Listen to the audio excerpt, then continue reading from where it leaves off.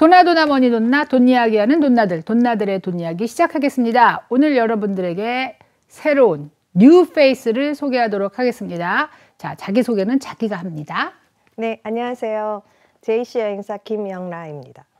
만나 네. 뵙게 돼서 반갑습니다. 아, 반갑습니다. 예, 파이닐 부동산의 조앤입니다. 조이너스케어 대표 최은숙입니다. 지금 여기 새로 오신 뉴페이스 김영라 대표는요. 사실은 저하고는 거의 한 27, 8년? 상당히 오랫동안 거래를 한 사이예요.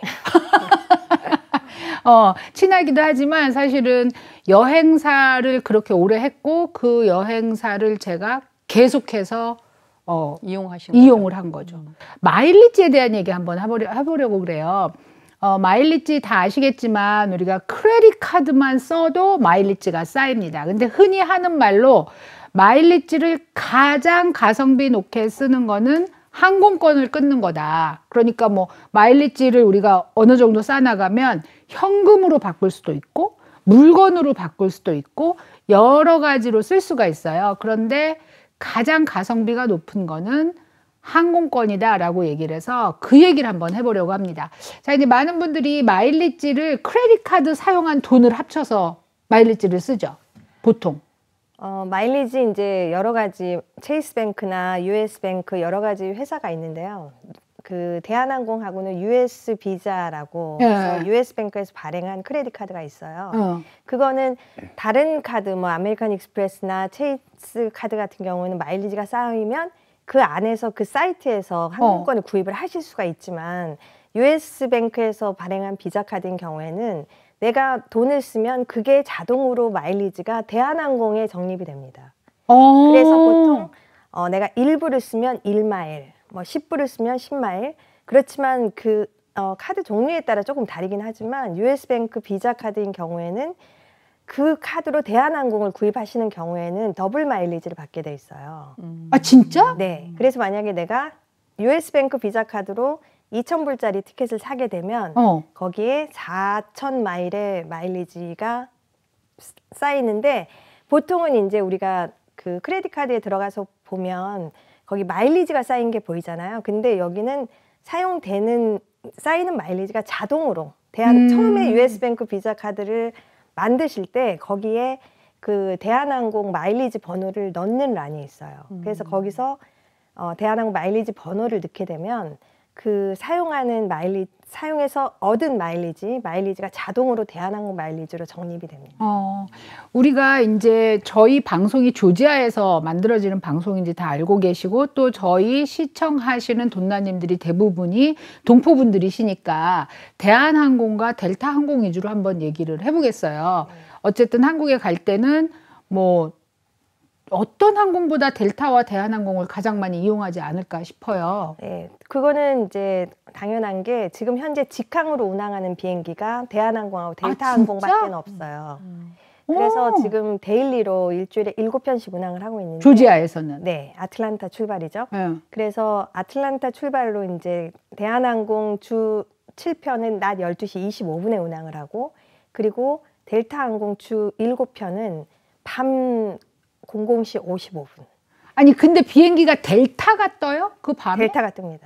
왜냐면 어떨 때는 이게 대한항공 거다 이게 델타 거다라고 말하잖아. 그래도 델타라고 써 있는 비행기가 떠요? 대한항공하고 델타하고 조인벤처를 해서 그 사람들이 그게 같은 항공사라고 생각하시면 안 돼요.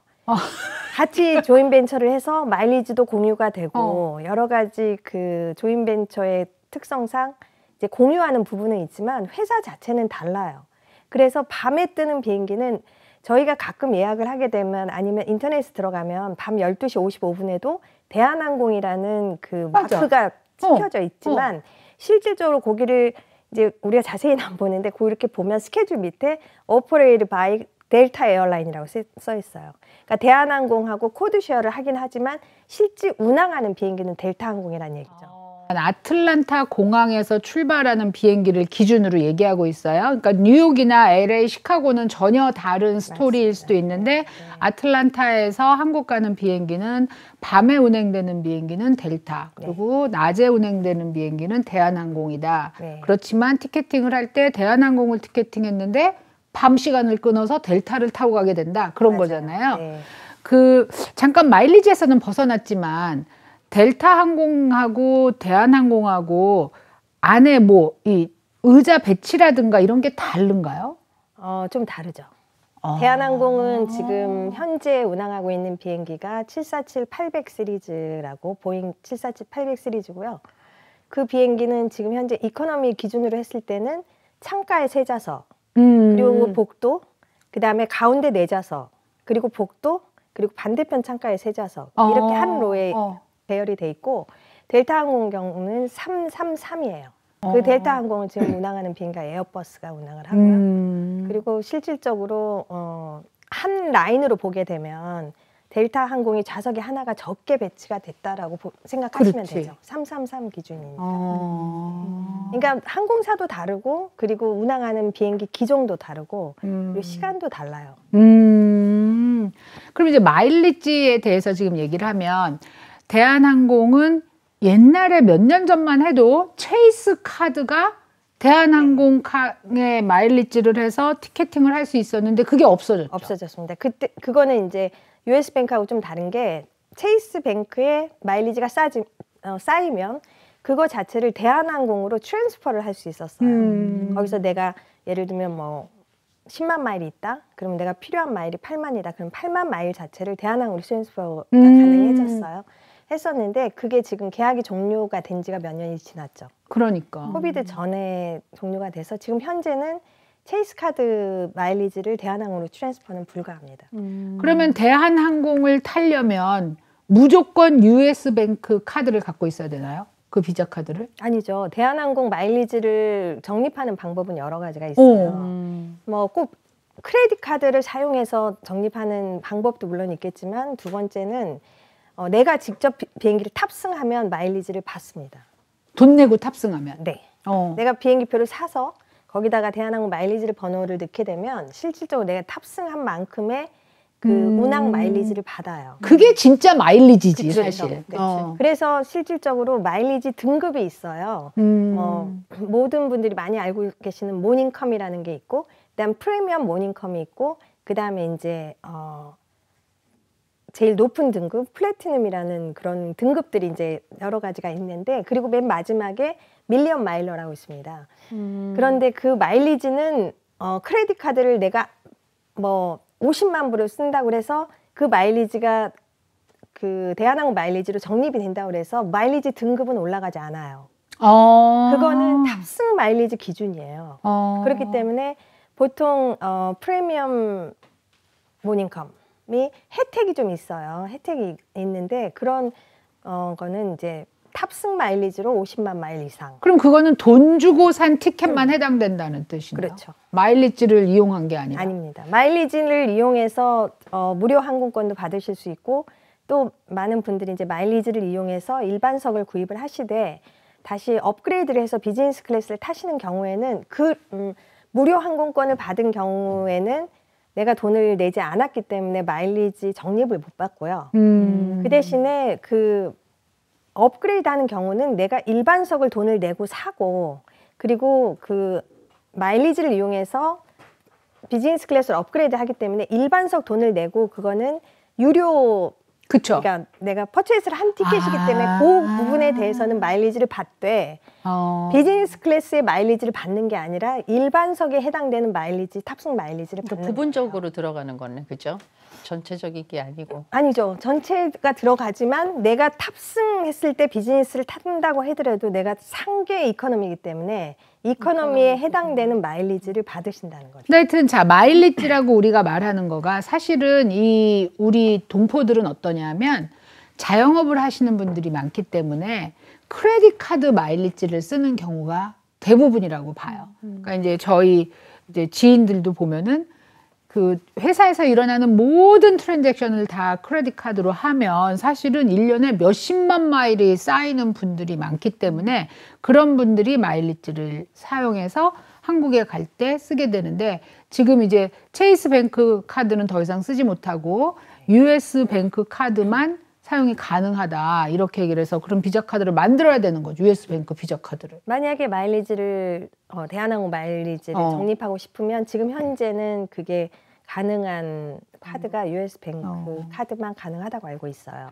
체이스뱅크에 마일리지가 있으면 대한항공 사실 수 있어요. 대한항공 마일리지, 대한항공 이제 우리가 카드 있죠. 그 스카이패스라는 대한항공 카드로 일반석의 무료 항공권을 사실 때는 좌석에 상관없이 10만 마일만 내면 일반석의 왕복 항공권을 구입할 수 있어요. 좌석이 있으면. 하지만 체이스로는 만약에 체이스 카드에 있는 마일리지로는 그 체이스 카드 웹사이트에 들어가서 거기 보면은 마일리지로 구입하는 그 데가 있거든요. 거기 가면 현재 나오는 그 그러니까 가격. 예를 들면 2,000불이다. 그러면 2,000불만큼의 금액을 그 포인트로 사는 겁니다. 그래서 그게 7만 마일이 아니고요. 훨씬 많아요. 실질적으로 2,000불이면 1불당 1마일로 계산을 했을 때는 20만 포인트가 필요하다는 거죠. 그러니까 포인트 적립이냐, 마일리지 적립이냐가 맞습니다. 다르네. 네, 틀려요. 예, 그래서 델타 항공은 뭐 예를 들면 국내선 항공이 뭐 LA 다녀오는데 500불이다. 그러면 5만 포인트로 살 수가 있는 거예요. 500불에 곱하기 왜냐하면 1불에 100마일이 해당이 될 거예요 아마. 그렇게 해서 사실 수가 있기 때문에 그 체이스에 가서 비행기 표뿐만이 아니라 호텔 예약도 가능합니다. 가능한데 그러면 이 얘기는 US뱅크 비자 카드보다 체이스뱅크로 하는 게 마일리지를 훨씬 더 많이 쓸 가능성이 있다는 거네. 포인트가 그렇죠. 네. 다르니까. 네. 이제 그 다음에 그러니까 그거는 이제 포인트하고 마일리지의 차이라고 보시면 돼요. 그 일반 그 체이스 카드로 들어가면 그게 포인트를 내가 가지고 있는 거예요. 거기는 마일리지라는 단어를 쓰지 않죠. 아예. 거기에 이제 포인트 보게 그런 것 되면 같다. 네, 포인트라고 해서 이제 그 포인트를 쓰시는 거고 가격에 내가 가격을 내는 거 그거를 돈으로 받을 수도 있어요. 아시죠? 맞아. 뭐 예를 들면 뭐 내가 10만 마일이 있다. 그러면 그걸 가지고 1,000불에 해당되는 내가 쓴 크레딧 카드에 페이먼도 할 수 있고 그거를 내가 요청하면 거기서 책으로도 보내줄 수 있어요. 크레딧 카드 페이를 할 수 있는 거는 오늘 난 처음 알았네. 네, 가능합니다. 이야. 만약에 70불 주고 이제 어디서 제가 뭘 샀어요. 그러면 그거 자체를 7천 마일에 해당되는 포인트를 가지고 내가 그거를 갚을 수가 있죠. 제가 무슨 크레딧 카드 지금 거의 그렇게 됐어. 같은데? 70불을 7,000포인트. 좀 아깝다. 그렇게 생각을 많이 하시죠. 그러니까 사람들이 마일리지를 이 항공권으로 하는 게 가장 가성비가 높다 그러는 게 사실은 거기 축적된 마일리지 포인트 이거를 쓰는 게 가장 비싼 거를 싸게 살 수 있다는 개념으로. 맞아요. 그 대한항공 스카이패스 있는 마일리지로 사는 게 가장 가성비가 높고요. 왜냐하면 그 항공권의 가격에 상관없이 이제 비수기는 7만 마일 그리고 성수기는 150%가 필요하니까 성수기는 뭐 10만 5천 마일 뭐 이렇게 나눠지죠. 지금 내가 이 표를 여기다가 이제 해놨어요. 보면은 북미 유럽 저기에 지금 네. 이거는 평수기와 성수기가 구분이 돼 있잖아. 그죠? 무료 항공권을 받는 그렇지. 건데 예. 일반석에 3만 5천 마일이 편도 기준이에요. 3만 5천 마일이 편도 기준이에요. 그러니까 사람들이 헷갈리는 게 그거야. 편도냐 왕복이냐? 저게 3만 5천 마일만 있으면 간다 막 이렇게 생각을 제가 하는데 방금 7만이라고 말씀드렸죠. 처음에 7만 5천 잘못 말씀드렸죠. 7만이라고 하는 게 왕복 기준으로 말씀을 드린 거고 그러니까 평수기에 3만 5천은 편도 기준이에요. 그리고 제가 아까 왕복에 10만 5천을 말씀드렸던 게 저게 성수기 때 기준인 52,500 곱하기 2를 하시면 10만 5천이 되는 거예요. 야, 그러면 프리스티지석이 지금 62,500이라고 네. 평수기에 돼 있고 성수기가 92,500 돼 있는데 네. 그러면 62,500 곱하기 2를 해서 실제로는 12만 5천이 평수기에 필요하고 네. 성수기에는 무료 항공권에 대한 얘기예요. 저거는. 네. 18만 5천인데 내가 지금 살짝 1등석을 봐봐. 1등석하고 프레스티지석이 보통 티켓을 사면 가격이 얼마나 차 있어요? 프리스티지가 요금이 굉장히 여러 가지가 있어요. 그래서 좌석 상황에 따라서 요금이 지금 현재 아틀란타 출발 기준으로 했을 때는 뭐 거의 2배 가까이 차이가 나는 여러 가지 요금 종류가 지금 4가지가 있는데요. 그 4가지가 편도의 4가지이기 때문에 왕복으로 계산을 하게 되면 이게 이제 전부 다 컴바인이 되기 때문에 요금이 굉장히 많이 나오죠. 10몇 가지가 요금이 나와요. 그러니까 얼마라고 말하기가 네, 어렵네, 그러면. 네. 제가 비즈니스 클래스가 가격이 얼마입니다라고 말을 하면 아마 전화 올 거예요. 그 가격에 요금 찾아. 그럼 얼마부터 얼마까지다라고 얘기하면? 지금 한 7,000불대에서 뭐 많게는 17,000불까지 요금이 나옵니다. 같은 좌석인데 그렇죠. 아니 프레스티지석이 무슨 구분이 있는 것도 아닌데 아니죠. 네. 자리는 같은데 가격이 그렇게 천차만별이라는 거. 그러니까 상황에 만불이나 따라서, 차이가. 상황에 따라서. 네, 가격이 아까 내일 가는 거 있고요. 바로 뭐 하고 이러면 그럼 급하면 17,000불 내고 가야 되는 거. 꼭 그런 건 아니에요. 그것도 아니고 네, 그런 건 아니고 부르는 당장 게 내일 그러니까 이거 지금 이러면 우리가 어떻게 알아? 그러니까 저희가 그거를 이게 항공 그 요금 자체가 너무 복잡하게 구성이 돼 있어서 실질적으로 이 업계에 종사하지 않은 분한테 설명드리긴 참 어려워요. 왜냐하면 이게 또 어드밴스라는 게 있어요. 그래서 예약을 어느 시점에 하느냐에 따라서 50일 전에 하는지 뭐 한 달 전에 하는지 뭐 2주 전에 하는지 일주일 전에 하는지에 따라서 요금이 또 달라요. 어떤 경제 그렇기 때문에 전문가가 네. 보통 한 2달 전에 하는 게 가장 가장 저렴하다라고 발표를 했더라고. 아니 근데 많은 사람들이 막 6개월 전 일부러 그러잖아. 싸게 할 거다 생각해서 굉장히 먼저 계획을 세워놓잖아. 근데 네. 2주 2달 2달 전이라고? 전이 제일 아니요. 싸다고 하는데 그렇지는 그게 않은 평균인 게- 거지 그게 또. 예, 왜냐하면 일반석 같은 경우에는 요금이 또 시즌에 따라 달라요. 시즈널 요금이에요. 그래서 어드밴스도 있지만 또 시즈널 요금이 있어서 대한항공 델타 항공 기준으로 했을 때 시즌이 3가지로 나뉘어요. 우리 이거 마일리지 얘기를 중심으로 하고 요거 이제 2부에서 우리가 요금 얘기를 하겠어요. 왜냐하면 이제 헷갈리기 시작해. 그러면 이제 일단 마일리지로만 보겠어. 예. 그러면은 우리가 북미라는 거는 여기서 보면은 애틀란타 아메리카. 그다음에 네, 미국 내 미국 내 전체? 네. 그럼 LA도 똑같다고? 지금 현재는 똑같아요. 현재는 똑같아서 이게 이제 저희 뭐 많이들 공지를 받으셨을 텐데 워낙에는 마일리지 제도 자체가 4월 1일부터 바뀌게 돼 있었어요. 거리당으로 그죠? 네, 거리당으로. 그래서 아틀란타에서 출발하는 경우, LA에서 출발하는 경우, 뭐 뉴욕에서 출발하는 경우에 마일리지가 필요 마일리지가 전부 다르게 책정이 됐어요.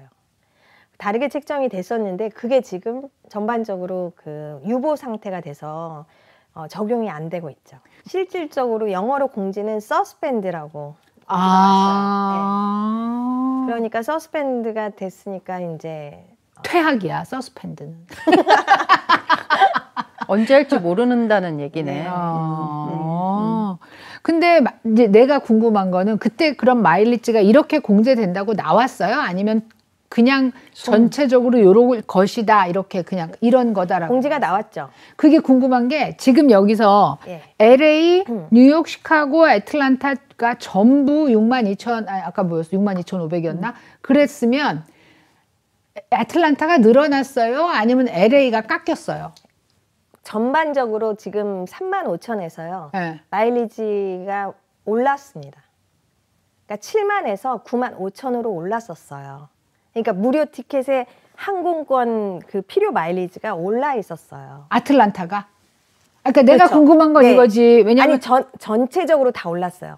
전체적으로 다 올랐는데 이제 거리로 저희는- 따지면 네, 거리로 따지는데 우리는 불리하지. 예, 근데 이제 아틀란타가 훨씬 더 많이 필요한 나는 있으니까. 사실은 굉장히 네. 간단하게 생각한 게 저게 만약에 7만이야. 7만이면 아틀란타를 기준으로 7만으로 놓고 LA가 깎이면 좋잖아. 그냥 LA 사람들은 좋아하겠지. LA 사람들은 좋잖아. 시간도 어차피 비행기 시간으로 4-5시간인데. 이제 저희가 이제 교육도 받고 이제 바뀌게 되면 저희가 이제 손님한테 제일 먼저 안내를 해야 되기 때문에 저희가 따로 컨퍼런스를 갖고 교육을 받아요. 항상 바뀌는 걸 저희가 그냥 알 수는 없고 이제 교육을 받는데 그때 했을 때 자세하게 기억은 안 나지만 마일리지가 많이 올랐다는 인상은 받았죠. 그럼 그 전반적으로. 교육은 대한항공에서 시켜줘요? 그렇죠. 대한항공에서 대한항공 델타에서 저희한테 따로 교육을. 네. 근데 거꾸로 생각하면 아까 그 7만 마일을 LA 기준으로 놓고 너댓 시간 떨어진 뉴욕하고 아틀란타는 올려버리면 아틀란타에서 들고 일어날 아니, 거 아니야. 당연히. 아니죠. 근데 그게 어떻게 보면 굉장히 리즈너블한 거예요. 사실은 오랫동안 이제 비행기가 워낙에 지금 가격 자체도 비싸잖아요. 아틀란타 인천하고 LA 인천하고는 지금 항공 요금 자체가 달라요. 당연히 그러겠죠. 왜냐하면 여기는 운항 시간이 지금 그러니까 서울에서 올 때 14시간 걸리고 지금 이제 16시간 반이 걸려요. 갈 때는. 근데 그 이유를 이제 잠깐 얘기를 하게 되면 사실은 여기서 갈 때 15시간이 걸렸었는데 1시간 반이 지금 더 소요가 되는 게 우크라이나전 때문에 어머. 실질적으로 그 러시아 국경을 원래 러시아 영공을 네, 통과하는 라웃이었어요. 그런데 그게 지금 러시아 국경 자꾸 국경이래요. 러시아 영공을 통과하지 못하면서 라웃이 바뀌었어요. 그러면서 1시간 반이 지금 더 소요가 되거든요. 맞아. 시간이. 맞아. 그래서 16시간 반 걸립니다. 올 때는? 올 때는 그 대신에 14시간. 원래 올 때는 12시간 걸렸었어요. 편서풍. 제트 기류라고 그래서 기류를 그러니까 순기류라고 그러고 여기서 갈 때는 역기류라고 하죠. 맞아. 네, 그래서 원하기는 12시간 반 정도 걸리던 게 지금 14시간 정도 걸리는 걸로. 근데 언니 그렇다고 했는데 실제로 15시간 반 걸린다고 했는데 한국에 떨어지니까 생각보다 빨리 도착했어. 그 기장 아저씨가 막 세려 밟았나 봐. 엑셀을 세려 밟았나 오. 그때 날씨에 따라서 그치. 좀 달라요. 바람에 그래서 따라서 조금, 다르고. 그래서 야, 한국 쉽게 못 가겠다 이제.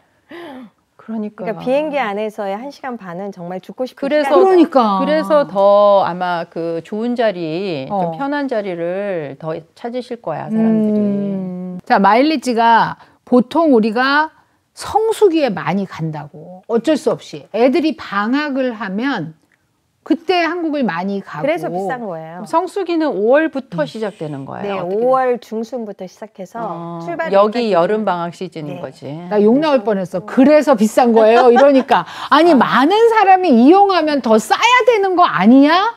아니, 생각을 해봐. 사람이 적으면 적게 태우고 똑같은 기름값에 똑같은 인건비를 들이잖아. 그럼 많이 태우고 같은 기름값을 내면은 더 싸야지. 이렇게 생각해야지. 뭐든지. 수요가 많으면 짜증날라. 수요가 많으면 뭐든지 그렇잖아요. 뭐 호텔도 마찬가지. 이게 지금 항공 요금 체계가 호텔이랑 좀 비슷해요. 많이 비슷한데 수요가 많으면 당연히 가격은 오르죠. 아, 참. 공급이 많으면 가격은 떨어져야 되는데 지금까지 저 올해 저기 여행업계에서 일을 했지만 가격이 내린 적은 없었던 것 같아요. 계속 오르기만 했던. 여기에 노선별 성수기 기간을 보시면 이거는 일반 티켓을 사는 성수기하고는 조금 차이가 있어요. 이게 내가 갈 때는 성수기지만 올 때는 비수기일 수 있잖아요. 그렇지. 그러면 두 금액이 필요 따로 마일리지가 따로 해서 따로. 그래서 저기가 그래서 편도로 편도로 나오는구나. 네네네. 여기 보시면요. 국제선 미주 출발로 나오는데 거기 2023년, 24년이 다른데 이게 이제 출발 날짜예요. 그 미주 출발이라고 그러면은 여기서 가는 기준으로 했을 때 5월 12일에서 14일 그리고 18일에서 7월 1일은 성수기라고. 저건 뭐냐고. 왜 저기에 15, 16, 17은 빠졌냐고. 원래 시즌이 18일부터 시작을 해요. 네. 그런데 12에서 14일 추가된 건가 추가된 봐. 거죠. 왜? 몰라요. 신기하지. 왜냐면 12, 13, 14, 3일을 성수기로 넣은 게 그게 무작정 넣지는 않았고 뭐가 있겠죠. 뭔가에 네. 있었을 근데 텐데. 저기 또 보니까 7월 1일서부터 8월 4일은 또 없어. 예, 여기 출발 기준으로 봤을 때는 저 때는 성수기가 아니에요. 왜냐하면 대부분 이제 5월 달에 방학을 하잖아요. 그래서 방학하고 갔어. 네, 6월까지가 극성수기라고 보시면 되고. 근데 또 8월은 또 있어요. 8월에는. 네. 아, 8월 4일에서 저게 통계로 뽑아낸 그러니까 날짜. 8월 4일, 13일은 아마 대학생들이 유학 왔던 대학생들이 들어오는 데인가 봐. 아니요, 수업에. 저거는 여기서 미주 출발이에요. 아, 출발, 그러네. 여기서 나가는 기준이. 그러니까 내가 보기에는 네. 저 앞에 5월 11일에서 5월 14일하고 8월 4일에서 8월 13일은 저 성수기라는 걸 피해서 가려고 한 사람들이 북적북적거리는 바람에 저게 낀 게 아닌가. 근데 저희는 왜 저렇게 날짜를 했는지 사실 5월 18일부터 7월 1일은 성수기가 맞아요. 그치. 그거만 나머지 확실하지. 두 날짜는 왜 그렇게 됐는지 모르겠어요. 지금 저기서 수상한 날짜가 미주 출발 5월 12일에서 5월 14일 사이, 그 다음에 8월 4일에서 8월 13일, 그 다음에 그 밑에도 갑자기 생뚱맞은 12월 7일하고 10일이 그 튀어나오고 뒤에 12월 14일이 다시 나와. 12월 14일부터 23일은 워낙 성수기예요. 그러니까 하려면 통째로 다 하든지 징검다리식으로. 아니죠. 그만큼 이제 거기로 가시라고 유도하죠. 가는 거 아닐까요? 신기하다. 네. 그리고 당연히 이제 돌아오는 거는 성수기가 그럼 다를 거 아니에요. 달라요. 미주 출발 외 국제선이니까 한국에서 출발해서 미국으로 올 때도 해당이 되니까 저기 보시면 딱 그 이해가 되시는 게 7월 15일부터 8월 5일 학생들 개학하는 시즌이죠. 그러니까. 예, 그리고 8월 19일에서 9월 3일은 동부 쪽 학교가 개학하는 날짜예요. 동부 쪽에 뉴욕 쪽에 그쪽 뉴욕이나 보스턴, 워싱턴은 방학을 6월 말에 하고 개학을 9월 초나 8월 말에 개학을 하기 때문에 그게 이제 동부 쪽에 맞춰서 지금 예, 그렇게 해서 나온 날짜죠. 이제 아이들 그 방학하고 연관이 없는 사람들은 당연히 요금을 봤을 때 아니면 마일리 들었을 때 이제 피해서 가요. 성수기를 피해서 다니는 걸 해야 되는데 최근에 어떤 분이 마일리지를 사용해서 이 예매를 하려고 그러는데 좌석이 없대. 그래서 그게 왜 아니 일부러 이것들이 나를 골탕 먹이나 그런 생각이 든다는 거야. 그거는 이제 골탕을 먹이는 건 아니고요. 그 일반석 항공권이라고 해서 그 보통은 이제 저희한테도 가끔 이제 많이 문의를 주시는데 저희가 이제 마일리지 뭐 업그레이드 하는 거 좌석이 없다 아니면 그러니까 마일리지로 살 수 있는 게 무료 항공권을 얻는 거 하고 그 다음에 일반석을 사서 본인의 마일리지를 사용을 해서 비즈니스 클래스로 업그레이드하는 두 가지 케이스가 있겠죠. 그리고 아니면 비즈니스를 사서 마일리지를 사용을 해서 1등석을 업그레이드하는 그런 케이스가 있어요. 있는데 실질적으로 비즈니스 클래스 이제 웹사이트에 들어가서 보면 비즈니스 클래스는 자리가 있어요. 근데 이제 업그레이드는 저희한테 문의했을 때 자리가 없어요. 그거는 업그레이드 좌석이 그 전체 비즈니스석이 다 오픈이 돼 있다고 해서 업그레이드를 다 해주는 게 아니라 업그레이드를 할 수 있는 좌석은 제한이 돼 있어요. 업그레이드석으로 판매하는 좌석은 제한이 돼 있고 그래서 그 좌석이 이제 코드가 다른데 뭐 그거는 너무 전문적이라 말씀드리기가 그렇지만 코드가 다른데 그 업그레이드를 할 수 있는 비즈니스석이 예를 들면 배정이 된 게 뭐 5석이다. 한 비행기에 5석이다. 아니면 뭐 한 비행기에 3석이다. 아니면 10석이다. 이렇게 제한을 줬을 때 그게 부킹이 다 되면 비즈니스 클래스로 업그레이드 할 수 있는 좌석은 없는 거예요. 근데 나 이거하고 관련돼서 질문이 있었던 게 제가 한국 갈 때 그렇게 업그레이드해서 간 경우였거든요. 네. 근데 갈 때는 거의 뭐 한 일주일 전에 업그레이드가 가능해서 돈을 더 내고 갔었어요. 근데 이제 올 때는 이게 오픈이 안 되는 거야. 계속 네, 업그레이드를 하려고 가기 전부터 봤는데 그랬는데 나는 나 같으면 마지막까지 그 비어있는 좌석인데 업그레이드를 안 해주더라고. 어차피 비었으니까. 나 같으면은 한 사람이라도 업그레이드를 하는 게 항공사에서는 돈을 벌 텐데. 꼭 그렇지는 않아요. 그래요? 않고, 네.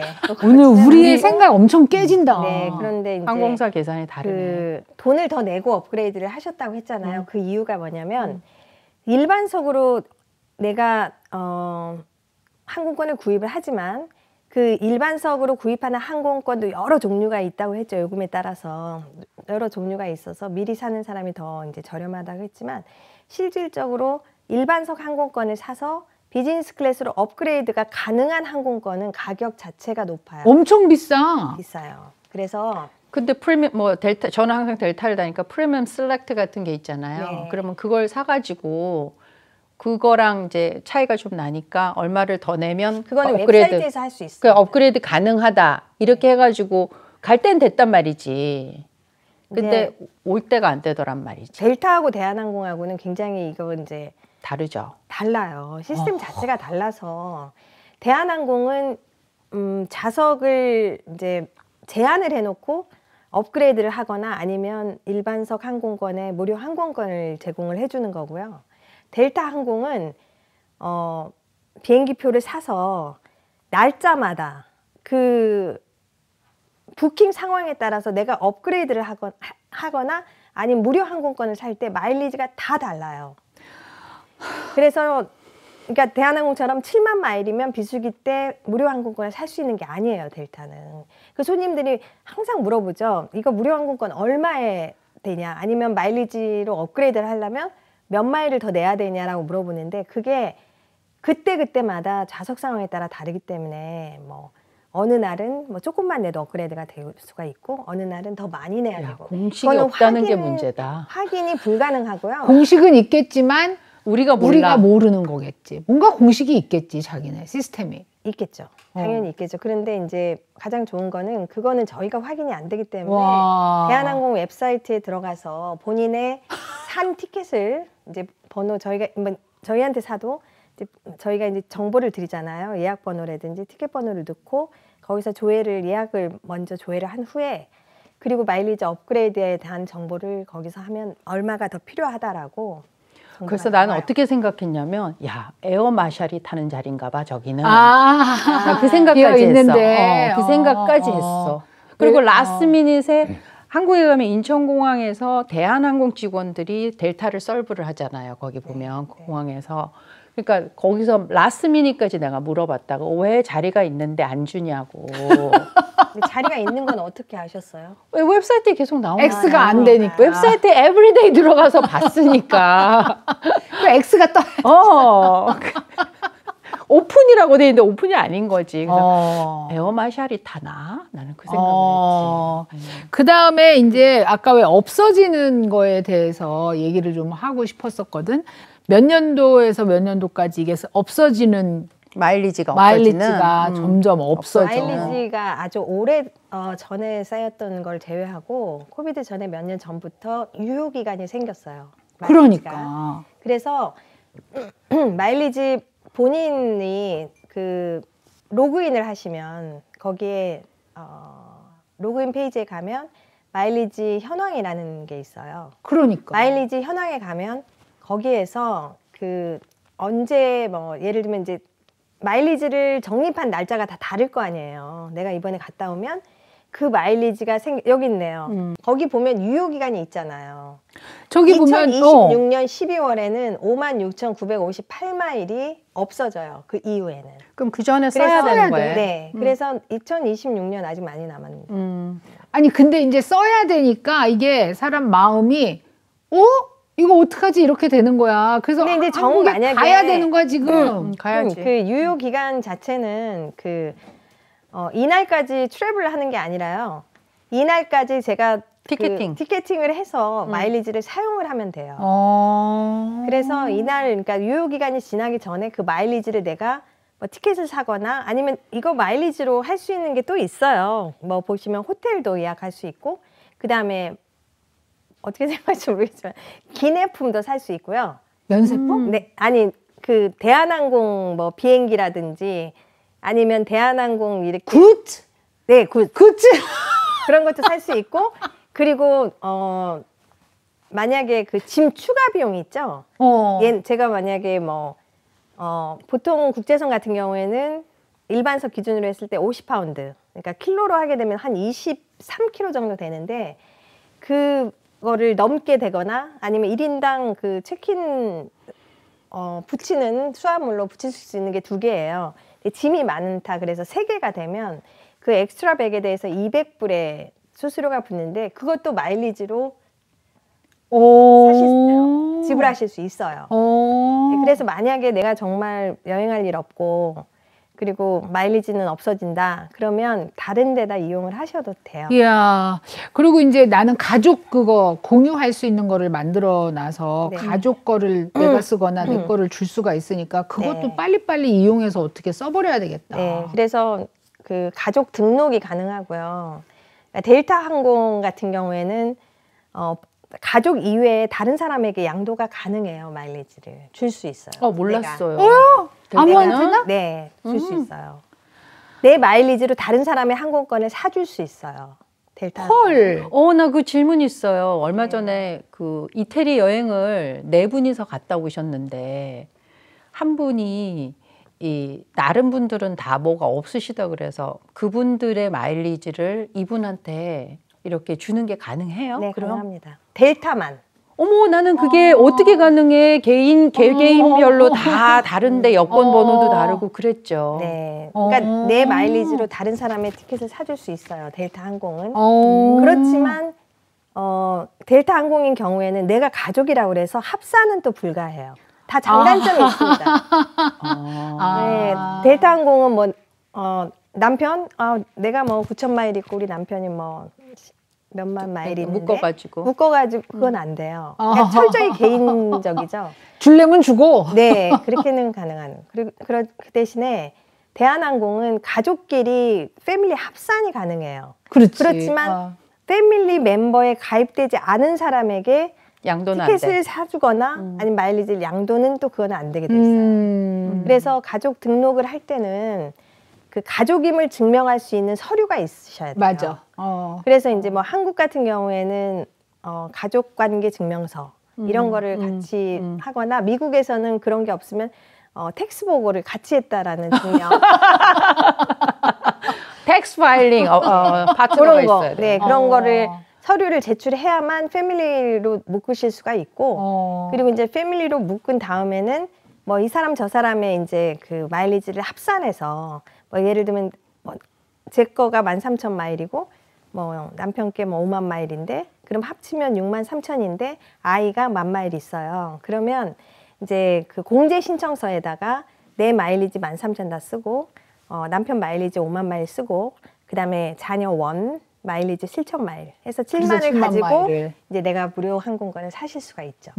다 장단점이 있습니다. 근데 여기서는 우리가 한국 갈 때만 주로 대한항공을 이용하지 않아요, 그죠? 네. 그렇지. 미국에서는. 근데 가장 그게 가성비가 높다고 말하는 거를 한번 계산을 해보려고 그러는데 내가 이제 일부러 익스페리아에서 찾았어요. 익스페리아에서 찾았어. 그래서 저거는 날짜를 성수기 날짜를 한번 찍어봤어. 네. 그러면은 아틀란타에서 서울까지 6월 10일 날 서울에 갔다가 다시 돌아오는 게 6월 23일로 해서 찍었더니 저 안에 가격이 지금 대한항공이나 저 델타나 1불 차이 나네. 근데 이제 이렇게 봤을 때 만약에 성수기 때 필요한 그 마일리지가 얼마냐 이거를 보면 내가 그냥 아주 간단하게 계산을 한 거예요. 3,353불이라고 쳐. 3,553불을 마일리지가 몇 개가 얼마가 필요하다 그랬지 아까? 성수기 때 왕복은? 성수기 때만 105,000이에요. 그러면 그걸 105,000으로 나눠봐봐. 그럼 말이 안 되게 싼 거죠. 그러면 만약에 105,000 마일로 산다 저거를 그러면 3,353 나누기 105,000을 해봐봐. 이게 어쨌든 10만과 3천이니까 3전 정도 되겠나? 3전? 저게 마일당? 그러니까 예를 들면 아까 말씀 제가 드렸지만 체이스 카드에 포인트로 산다고 하면 저게 30만 마일 정도 나와요. 맞아. 왜냐하면 3,000불이기 때문에. 그렇지만 대한항공에는 제가 아까 말씀드렸듯이 105,000이 나오지만 실질적으로 저게 좌석이 나오는 상태에서는 체이스는 내가 30만 마일을 해도 안 된다는 거죠. 살 수 있어요. 왜냐하면 좌석을 그거는 내가 비행기표를 사는데 그대로 사는데 돈 대신에 포인트로 지불을 하는 거기 때문에 그거는 캐시나 마찬가지라는 네, 거죠. 맞습니다. 그 비자 카드를 통해서 한국을 왔다 갔다 하는 게 어느 정도의 가치가 있나를 있냐 얘기하려는 보는 거예요. 거지. 왜냐하면 네. 체이스 거로 하면은 30만 포인트가 있어야 3천 뭐 얼마짜리를 네, 사는 맞아요. 건데 이거는 105,000 마일을 가지고 1불당 만약에 1마일이라고 했으면 10만 불을 써서 받은 걸 거 아니야. 맞아요. 근데 체이스는 30만 불을 써서 받은 거를 가지고 이 티켓을 사는 거야. 일단. 그러니까 엄청난 차이가 있지. 그리고 또 하나는 이 일반석의 경우는 마일당 한 3센트 정도로 계산이 된 거란 말이야. 마일당. 그러면 비즈니스석을 한번 펴봐봐. 자, 비즈니스석은 9,799불이 나왔잖아. 아까 이제 같은 상황에서. 그러면 비즈니스석은 몇만 마일이 필요하다 그랬지? 왕복이? 예, 18만 정도 필요하다고 보시면 될 것 같아요. 그러면 저거를 나눠봐봐. 9,799를. 마일당 따지는 가격이 일반석을 탔을 때는 2전에서 3전 사이로 계산이 되는 거야. 한 마일당. 그러니까 1마일당. 비즈니스석을 타면 5전에서 7전 사이가 계산이 돼. 이게 이제 가격에 따라서 차이가 있으니까. 근데 1등석을 타면 그게 10몇 전으로 또 뛰어. 왜냐면 마일이 높아지는 것보다 가격이 높아지는 폭이 굉장히 크기 때문에. 그러니까 손님들이 그래서 마일리지를 굉장히 많이 모으시죠. 그러니까. 굉장히 많이 모으시는데 문제는 사용할 때예요. 그러니까 어베일러빌리티가 되냐 좌석이 없으니까 그러니까, 의미가 그러니까 없다는 아까 거지. 그래서 체이스는 포인트로 적립이 되고 US뱅크는 마일리지로 적립이 되는데 포인트는 현금처럼 사는 거니까 많은 포인트가 필요해서 바로 살 수 있는데 마일리지를 적립한 거는 어베일러빌리티가 항상 있을 수 없다는 얘기를 하시는 맞아요. 거잖아요. 특히나 이제 손님들이 많이 불만을 느끼시는 게 내가 정말 필요한 성수기 때 없다는 거죠. 좌석이. 그러니까. 근데 그거는 뭐 사실은 어떻게 보면 델타나 비교를 했을 때 그 마일리지로 무료 항공권 자체는 대한항공 굉장히 마일이 낮다라고 생각해요. 나도 그렇게 생각하는 거야. 실질적으로 델타에 가서 무료 항공권을 저 날짜에 보시면 아마 몇십만 마일이 나올 거예요. 그거는 왜 그러냐면 델타 항공은 가격하고 대비해서 필요 마일리지가 나오기 때문에 그래요. 좌석이 거기도 마찬가지로 델타도 좌석이 많이 비는 비수기에는 마일리지가 적게 책정이 되고요. 마일리지가 많이 필요한 성수기 때는 마일리지가 굉장히 높게 책정이 돼요. 근데 어떻게 보면 그게 훨씬 더 리즈너블한 거죠. 왜 대한항공은 저렇게 낮게 책정이 됐을까요? 처음부터 그래서 그런가요? 처음부터 그렇게 돼 있었고 그 대신에 이제 그 좌석을 제한을 했죠. 뭐 불만들은 많으시죠. 그렇다고 불만들은 뭐, 많지만 실질적으로 비즈니스 하시는 분 입장에서 보면 파는 것도 지금 좌석이 없는데 내가 무료 항공권을 그렇지. 줘야 오픈을 되냐, 해주겠냐 이거지. 네, 그렇죠. 네. 그러니까 결국은 이제 평수기 때 가는 게 마일리지를 쓰는 사람도 편하고. 좋은 거지. 마일리지도 적게 쓰지만 또 맞아요. 어벨러블하니까. 룸이 좀 있으니까. 여기 지금 델타 항공을 잘 보여주셨네요. 여기 보면 아까 그 6월 10일에 갔다가 6월 23일에 오시는 거 보면 저기 29만 마일로 돼 있죠. 그러니까. 근데 29만을 저거를 클릭을 해보시면 실질적으로 저게 직항 비행기가 아닐 수 있어요. 가장 난스탑이 아니고요. 원스탑. 네, 원스탑. 그러니까 가장 저렴한 요금이 디스플레이가 일단 되는 거거든요. 거기 보면 with 원스탑이라고 돼 있네요. 그렇죠? 그러면 맞네. 직항이 아니란 얘기입니다. 가장 빠르게 패스티스트. 네, 나오는데 난스탑인데 여기는 34. 메인 캐빈이 31만으로 올라가죠. 플러스 45불은 뭐야? 그거는 텍스입니다. 그래서 31만 마일리지를 써도 45불은 내셔야 되는 금액이에요. 대한항공도 마찬가지로 대한항공도 마일리지로 구입을 하시면 플러스 텍스가 나와요. 텍스는 카드나 현금 지불을 하셔야 되는 거예요. 근데 지금까지 우리가 얘기한 거로 봤을 때 마일리지를 가장 가성비가 높게 쓰는 방법은 1등석까지는 아니래도 비즈니스석을 비수기 때 왕복을 갔다 오면 내 마일리지를 가장 맥시마이즈해서 쓸 수 있다. 1등석이면 뭐 더 좋겠지만 하여튼 그렇게 쓸 수 있다면 마일리지로 아까 얘기한 승급 업그레이드를 하는 게 마일리지는 가장 적게 쳐준다고 그렇게 계속 얘기를 하더라고. 이제 아까 사실은 우리 김용라 대표가 중간에 얘기를 했어요. 클래스가 정해져 있어서 승급되는 그 좌석은 더 비싸다. 이렇게 얘기를 했단 말이야. 승급 보너스 발급 조건에서 국제선의 JCYBM이어야 된다는 거잖아. 네, 그죠? 코드예요. 근데 저기서 J하고 C는 비즈니스 클래스를 의미하는 거고 저거는 그 좌석 승급이라는 의미가 J하고 C는 1등석으로 승급이 가능하다는 의미고요. 그리고 YBM은 일반석에 승급 가능한 그 항공권의 가격인데 저 중에서는 그 M이라고 하는 게 저 중에서는 가장 저렴한 요금이에요. 그렇지만 일반인들이 아까 보는 뭐 3,300불 때는 그 요금이 아니에요. 그럼 얼마야? 그거는 시즌에 따라서 날짜에 따라 다르기 때문에 그러니까 업그레이드가 가능한 일반 항공권보다 약 1,000불 정도 더 가격이 비싸게 나와요. 근데 그것도 1,000불 더 주고 없네.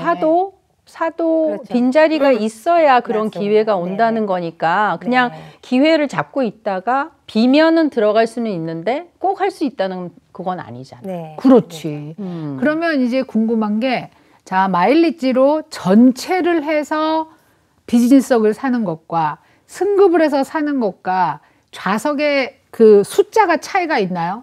당연히 차이가 있습니다. 마일리지로 무료 항공권을 받는 좌석하고 그리고 일반석을 사서 마일리지로 업그레이드하는 거하고는 부킹 자체가 달라요.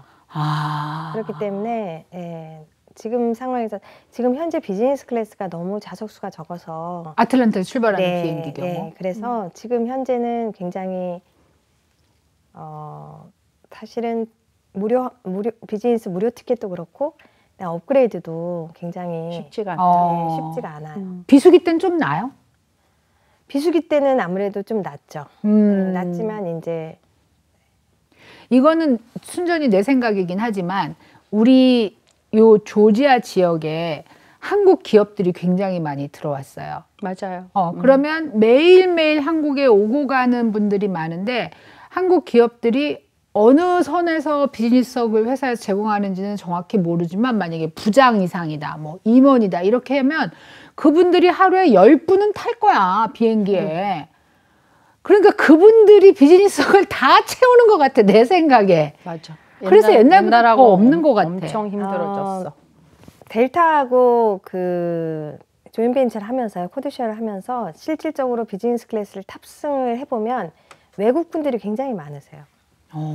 제가 한국 갈 때도 그 델타 원에 내가 세봤어. 한국 사람은 딱 3명밖에 없고 전부 미국. 다 외국인이었어. 그러면은 이런 지상사 분들이 아니라 미국인이든 뭐 이런 분들, 그분들은 자기 돈으로 다 타고 다닌단 말이야? 그거는 회사 돈이겠지. 뭐 거기에 이제 회사마다 좀 다르겠지만 어찌 됐거나 그 실질적으로 대한항공 탑승에서도 가서 보시면 굉장히 외국 사람들이 많아요. 그리고 마일리지에 대해서 이제 하나 또 그런 게, 이거는 모닝캄의 경우도 마찬가지고, 이러면 그걸 쓰잖아. 그 라운지? 네. 라운지를 쓰잖아요. 네. 그거를 마일리지로 그냥 쓸 수가 있다 그러더라고요. 마일리지로 쓸 수가 있다고는 하는데요. 네. 지금 현재 여기 아틀란타 공항은 델타 라운지를 사용을 하고 있어요. 맞아요. 대한항공 라운지는 따로 없어요.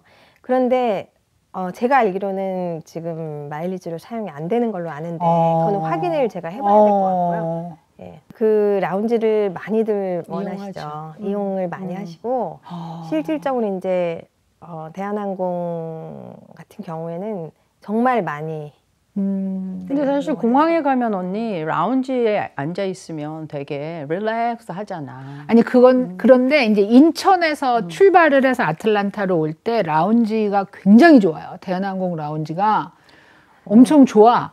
이제 보통 본인의 탑승 게이트하고 가까운 라운지를 가게 돼요. 가게 되는데 뭐 컵라면도 있고, 그러니까 그리고 이제 한국에서는 보통은 이제 한식으로 뭐 볶음밥이라든지 이런 것들이 조금 구비가 돼 있어요. 돼 있는데 미국에서는 델타 라운지를 쓰기 때문에 가면은 이제 미국식으로 음식들이 원래 코비드까지는 박스로 나왔었어요. 우리는 안 그랬는데 오셨어. 이제 얼마 그렇구나. 전부터는 음식을 핫푸드가 제공이 되더라고요. 자, 오늘 마일리지에 대해서 거의 커버한 것 같지 않나요? 우리가 다른 얘기 마일리지 우리가 모르는 거, 전혀 생각도 못했던 거 뭐 하나 있을까요? 얘기는 다 해드린 것 같고요. 저도 마일리지에 대해서 제가 이렇게 많이 하는지 몰랐습니다. 아, 그걸 알았습니다.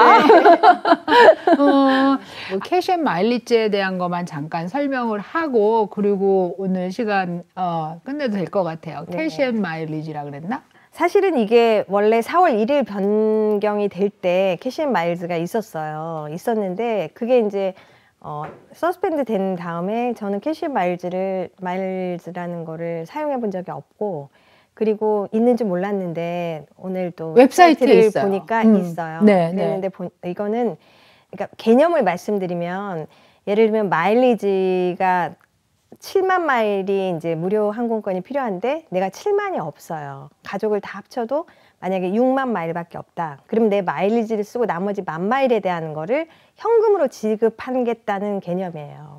그런데 그게 구간마다 다르고요. 그 나머지 아틀란타에서 인천 갈 때 그 10,000마일, 모자라는 10,000마일에 캐시가 어느 정도 가치로 내가 지불을 해야 되는 건가에 대해서는 제가 그거는 잘 모르겠어요. 그리고 왜냐하면 저기 그 웹사이트에 보시면은 마일리지 사용 가치는 시즌, 수요, 노선, 예약 상황 등에 따라 상이하여 실제 구매 시점에 결정됩니다.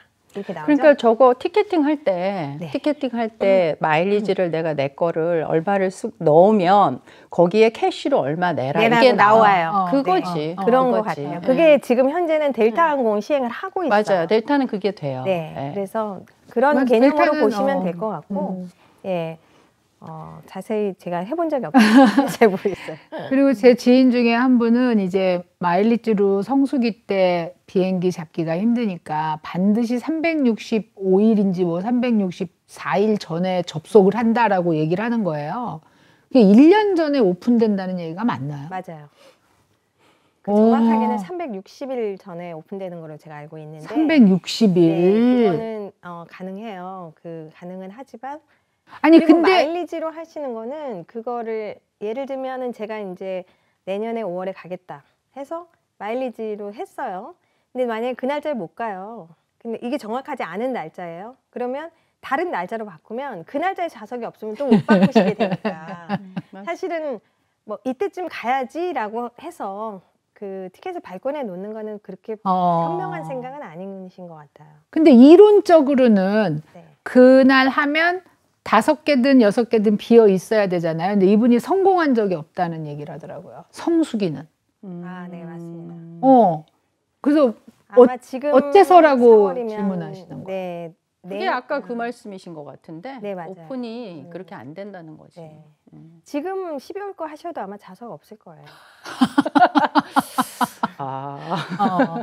자, 힘들지만 자, 열심히 해서 마일리지 열심히 모은 크레딧 카드를 가지고 가장 가성비 높은 항공권을 구입하시는 걸 사실 추천드립니다. 사실은 특별히 비수기 때 한국을 방문하는 게 문제가 없으신 분들은 그렇게 하시는 게 맞다고 생각해요.